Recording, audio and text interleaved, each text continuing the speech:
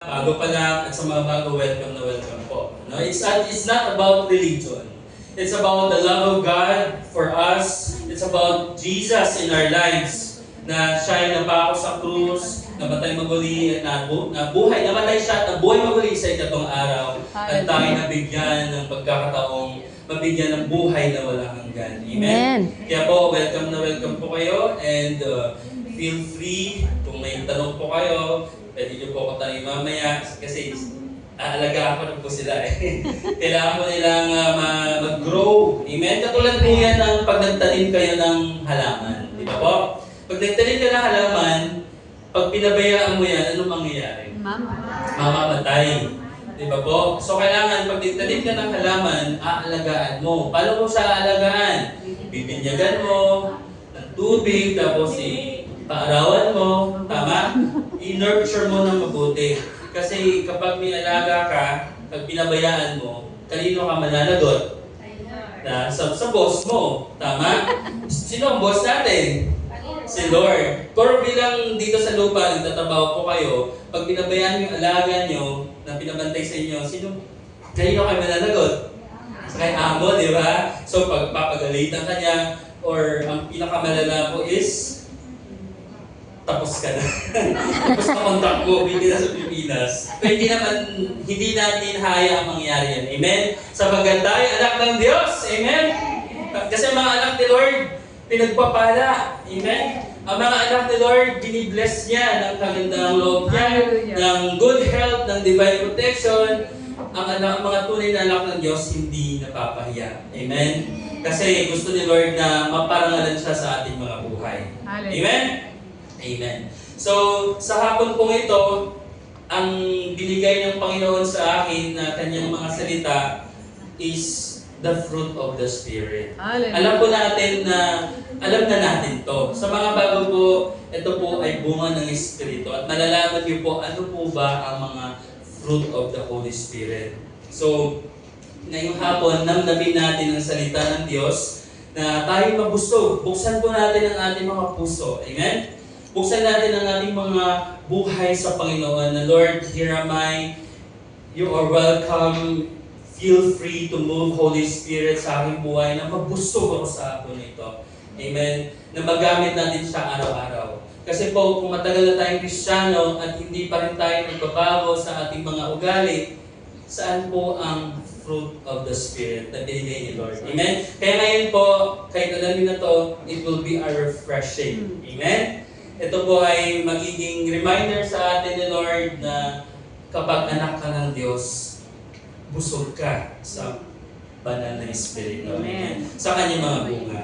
So, the title of this message na binigay ni Lord, Living from the Inside Out, the fruit of the Spirit. Amen. So, before tayo magpatuloy po, tumayo po tayong lahat at tayo manalangin. Let's pray. Aming dakilang Diyos, Ama na makapangyarihan sa lahat, pinupuri ka namin, sinasamba, dinadakila, niluluwalhati, pinaparangalan sa hapon na ito. Tunay nga, Ama, na sa araw na ito, araw ng kapahingahan, ito ang araw na pinanabikan, Lord, sa iyong mga anak, sa buong sanlibutan, na naghahanap ka ng mga tunay na nagsasamba sa iyo, tunay na lumalapit sa iyo, tunay na hinahanap ka sa Espiritu at katotohanan upang sambahin ng buong puso at kaluluwa. Ngayong hapon ito, Ama, ako'y nananalangin na patuloy mong pagpalain ang gawain dito sa iyong mga salita. Let your Holy Spirit move in this place. Lord, ikaw pong mag-guide sa akin as your servant, to preach your word of truth, na lahat po nandito sa hapon na ito, lahat ay mabusog sa pangalan mo, Panginoong Jesus. Ama, kami patuloy nagpapakumbaba ng aming mga sarili sa iyong harapan, na kami maging karapat-dapat, Lord, sa pagharap sa iyo, sa pagtanggap sa iyong mga salita sa hapon na ito. Salamat, Ama. Pinupuri ka namin, pinasasalamatan. Sa iyo po ang dakilang papuri, pagsamba, pasasalamat. In Jesus' name, Amen. Palakpakan natin sa Lord. Amen. So, ngayon po, ulitin ko, living from the inside out. Alam niyo po, tayong mga pinili ng Diyos, tayong mga Kristiyano, alam po natin na may pang-araw-araw tayong buhay. Amen? Hindi natin alam ang buhay ng isa't isa. Sino ka ba? Tama, sino ka ba kapag wala nang nakakita sa iyong kapatiran? Amen? Amen. Paano ka ba mabuhay sa bahay mo or sa bahay ng amo mo? Paano ka gumawa? Tama? So hindi natin alam ang buhay ng isa't isa. Di ko man po kayo kilala lahat, pero kilala tayo ng ating Diyos. Amen? Kilala tayo ni Lord kasi tayo po ay naging isa sa Kanya. Kaya ngayon, sa hapon na ito, gusto ng Panginoon na i-remind tayo, ano ba dapat ang buhay na meron tayo kapag hindi tayo nagkikita-kita.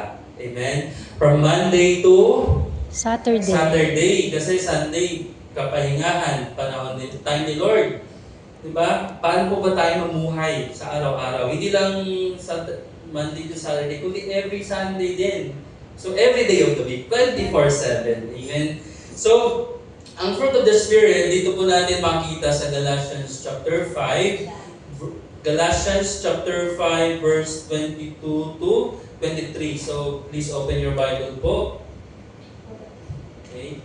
Galatians chapter 5, verse 22 to 23. Ating basahin po.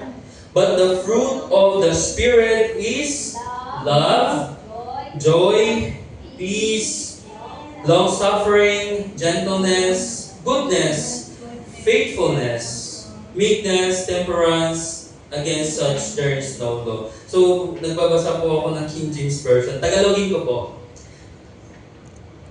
Datapwan ang bunga ng Espiritu ay pag-ibig. Amen? Pag-ibig, katuwaan, kapayapaan, pagpapahinuhod, kagandahang loob, kabutihan, pagtatapat, kaamuan, pagpipigil. Laban sa mga gayong bagay ay walang kautusan. So, napakaganda po ng binigay na salita ng ating Diyos para sa atin.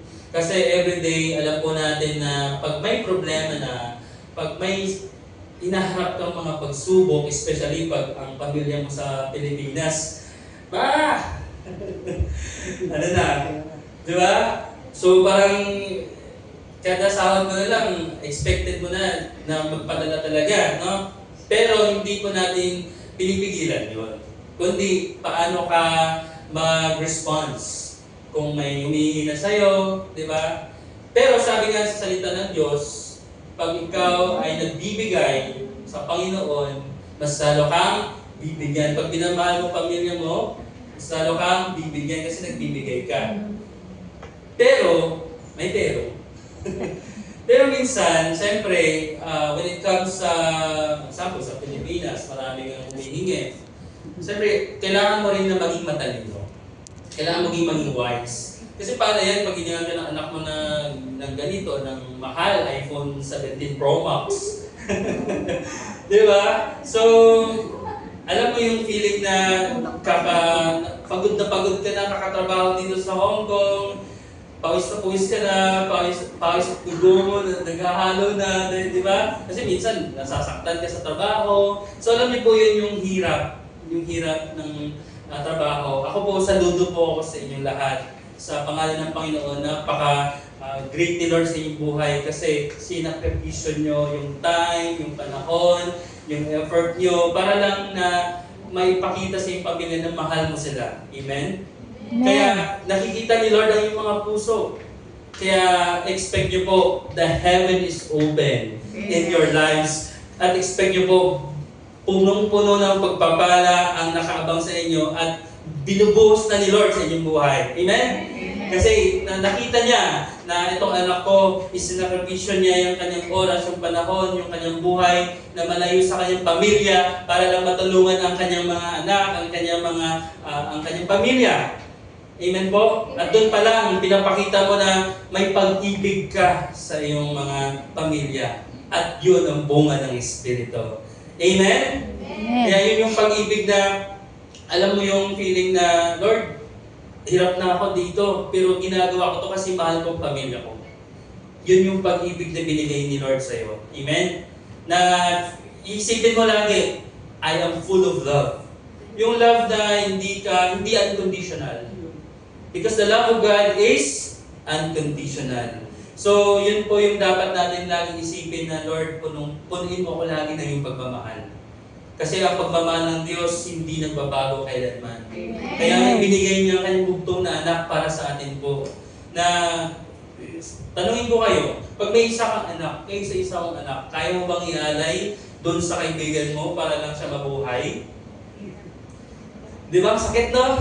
Napaka-imposible yun sa tao. Pero ginawa ni Lord para sa atin. Amen. Ganon ka ganda, ganon ka mahal tayo ng Diyos.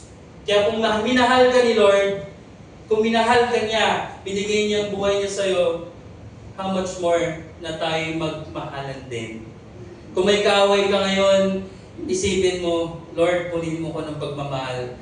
Utos ng Diyos na mahalin mo ang iyong kaaway. Pero maganda na wala kang kaaway. Amen? Kung may kaaway ka ngayon, be humble na ikaw ang magsimula. Lord, alam kong bunga ng Espiritu mong pag-ibig.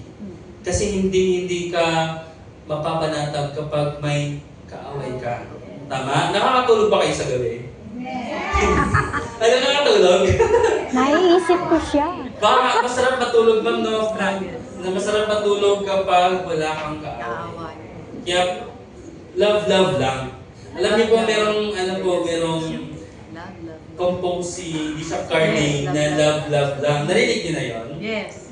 Love lang. So, next time po, kantahin natin dito. So, ngayon po, napakaganda ng bunga ng Espiritu. Kapag puno ka ng pag-ibig sa iyong kapwa, sa iyong pamilya, sa iyong pag-ibig mo sa Diyos, ibig sabihin, yan yung katunayan na sa iyo ang Espiritu ng Diyos. Amen? Konektado ka kay Lord. Kasi kung puno-puno ka ng galit, ng sama ng loob, kanino ka kaya kang konektado? Di ba po? Because sino ba ang author ng hatred? Sino ang author ng sama ng loob? Alam ko po na araw-araw meron tayong pinagdadaan sa buhay. Pamilya mo, boss mo, napakasungit, tinatatrato kang alipin, hindi ka minamahal. Pero blessing sa mga mababait yung boss. Palakpak nga sa mga mababait yung boss. Uy, meron. Pero hindi ko, nakakaya ko tanongin sino dito yung yung hindi, yung boss niya. Pero kung di man po, panimulan mo nang mag-pray. Iluhod mo kay Lord, Lord! touch my boss. Amen. Posible sa'yo. Amen? Amen. Kasi kung yun nga, yung boss hindi magbabago, alam mo si Lord, sin-surprise ka niya. Kung ayaw talagang magbago ng boss mo na napaka-higpit niya sa'yo, may naka-ready na si Lord. Amen? Amen. Naka-ready na. Kaya kung ang hinihintay lang ni Lord sa'yo is, anak, hinihintay kita, tumawag ka na. Because sabi sa Bible, call unto me, and I will answer you. E paano ka sasagutin ni Lord kung hindi ka tumatawag? Kaya tawag tayo kay Lord. Alam niyo si Lord, He is just one call away. Amen?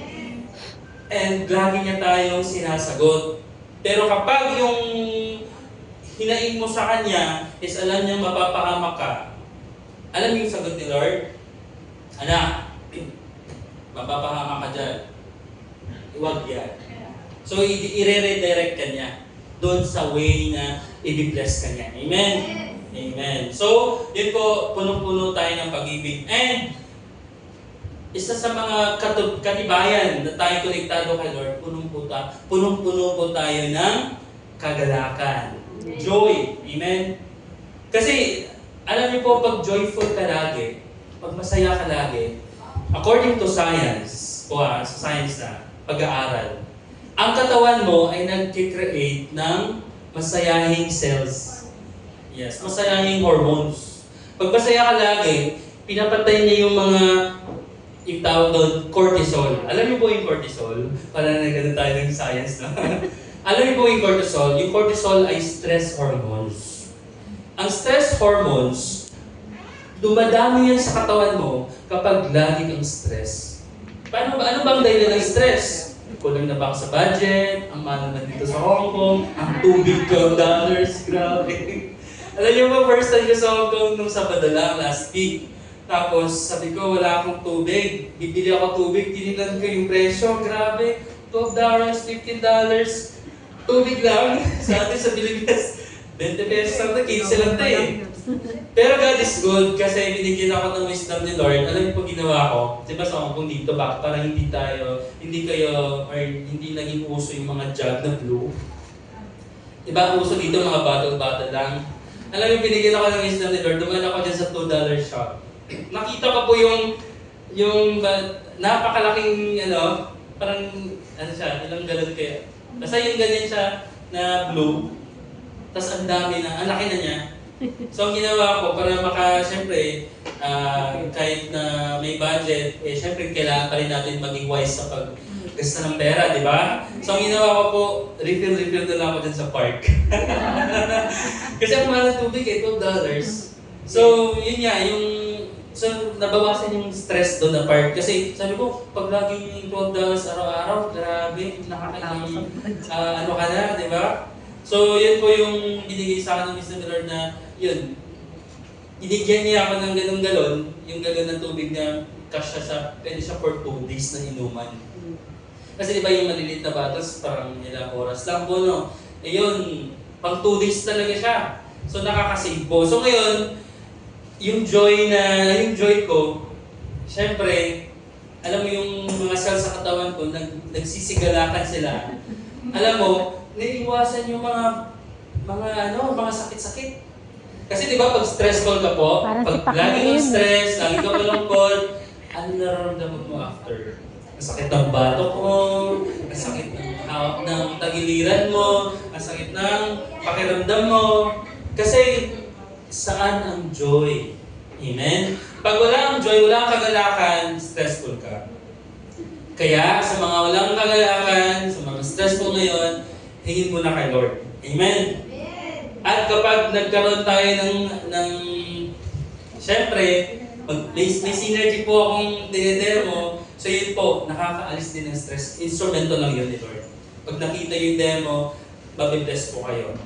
Pero hindi ako magdedemo dito. Syempre, house of the Lord to, we respect this place, this is a holy ground, nirespeto natin si Lord. Amen? So kapag wala kang joy, di ba, kay Joyce yung pangalan mo. Si Ma'am Joyce, yung mga Joy dito. Di ba? Minsan din, pangalan mo na Joy, parang, di ba, tinitempt ka ni Satan na, ano ba kung pangalan mong Joy ka? Ito, stress. Di ba? So mas pipiliin natin, kung kulang tayo sa connection kay Lord, mas hinahatak tayo ng stress.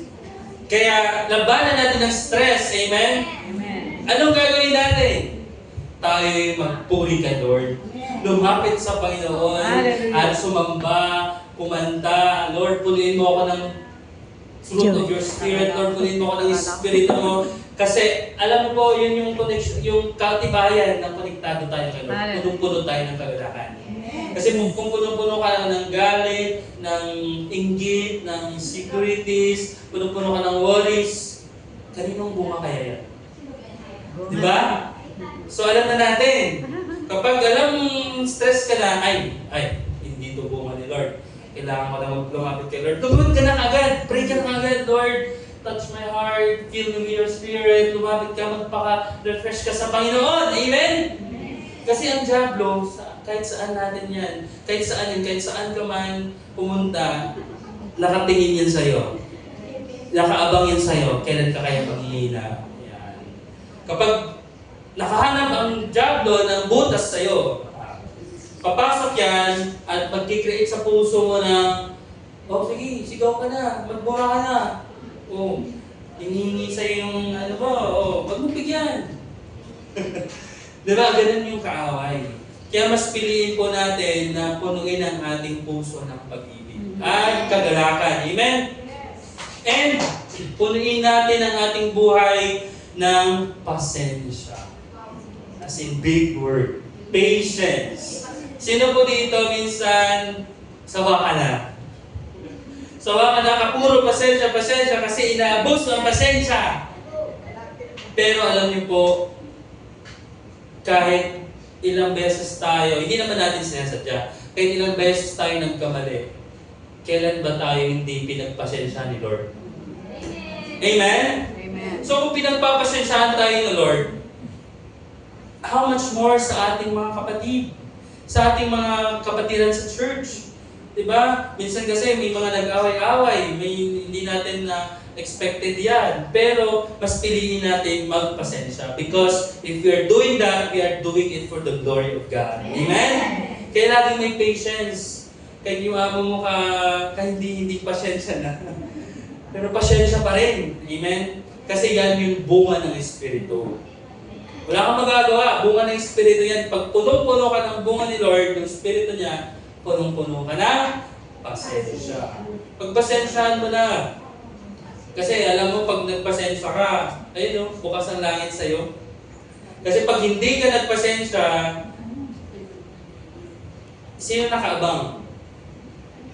Yan. Alam nyo na yung gagawin, di ba? So may nakaabang sa'yo, wala kang pasensya, papasugin kita.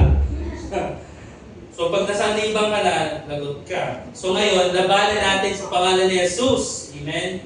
So punin natin yung pasensya ang ating puso.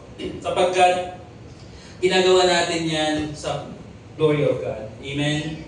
And next na bunga ng Espiritu na katibayan na nakonektado ka kay Lord ay kagandahang loob. Kindness. Alam niyo po, kindness, ang kabaitan, save lives. Totoo po ba? Kindness save lives.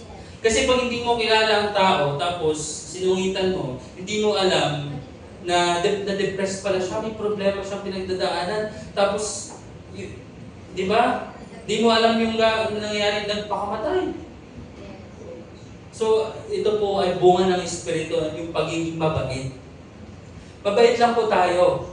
Kasi, pag lagi tayong mabait, alam niyo yung nakasasalamuha nyo, is na-encourage sila. Ay, napakabait naman ni sister.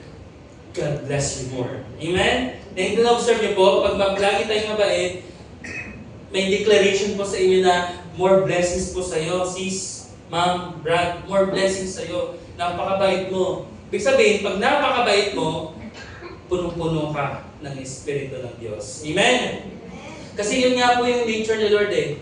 Yung kindness, yung evidence na sa iyo ang Espiritu ng Diyos. Just be kind. Kasi pag lagi tayong masungit, ano yung pumapasok sa atin? Galit.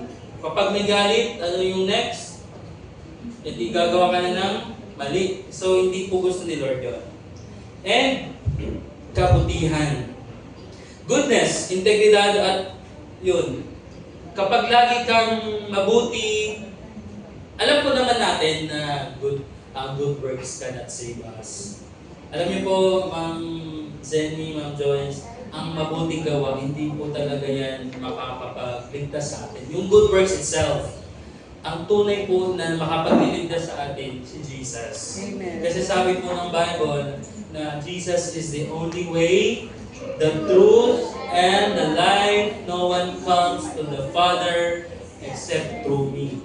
Hindi niya po sinabi doon na only this religion can save you, only these good works can save you. Hindi po. Kahit gaano mo kabait, gaano mo ka-good works, pag wala ang Panginoong Hesus sa buhay mo, pag wala kang connection, pag wala kang deepest relationship kay Lord, it's all useless. Amen?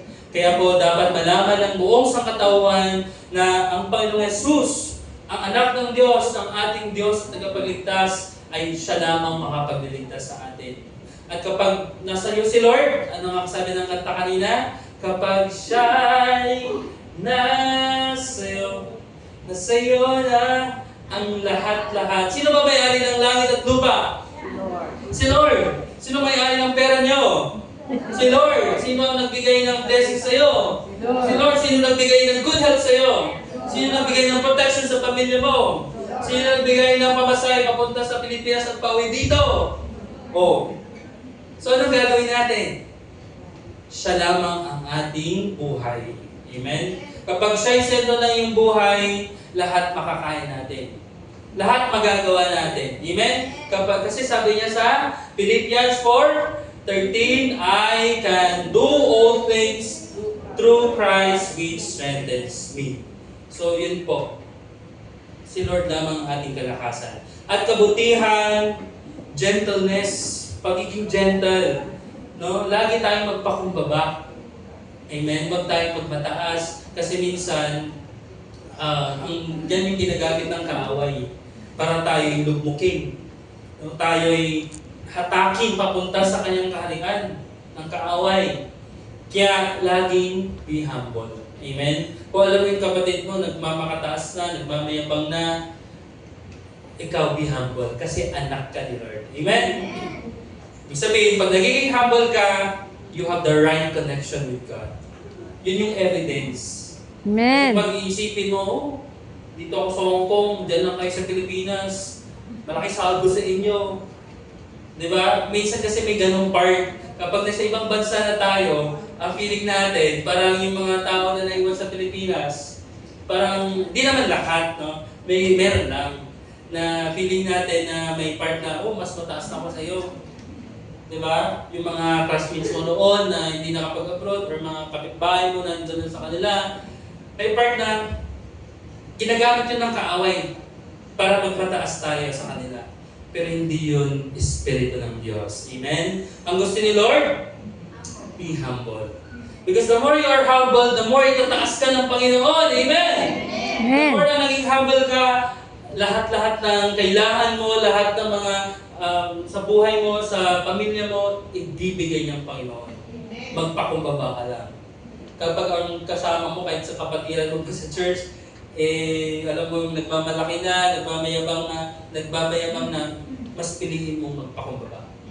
Kasi, alam mo na salita ng Diyos, sinabi niya, dineclare niya, itataas ka niya.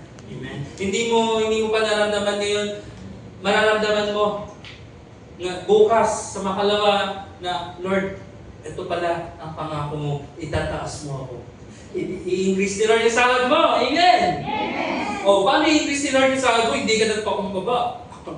Diba? Kasi sabi niya, the more na nang-humble ka, the more ka niya itataas. Paano itataas ni Lord yung sahod mo? Mayabang ka. Diba? Parang ganun po yung way na kapag lagi tayong piliin na magpakumbaba, naka-ready na yung increase. Amen! Kasi this year, 2026, is the year of increase. Amen. Alam niyo po, nung doon pa ako sa Pilipinas, Lord, use me mightily. Sabi ko, kahit nasa synergy ako, kahit na nagdademo ako, use me pa rin mightily. At nagpupuri ako sa Panginoon kasi salamat kay Lord. No? Nandito si Ma'am Joyce, si Ma'am Zenny, thank you so much. Kayo yung mga pinadala ni Lord, bunga ni Lord. Amen? Sa pamamagitan ng buhay ko na Lord, gagamitin mo pala ako to bless others.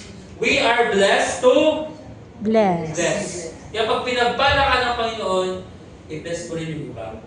Kaya ako po, sa totoo lang, salamat po kay Lord na lahat ng pagpunta ko dito, lahat po ay guidance at pagpapala ng Panginoon.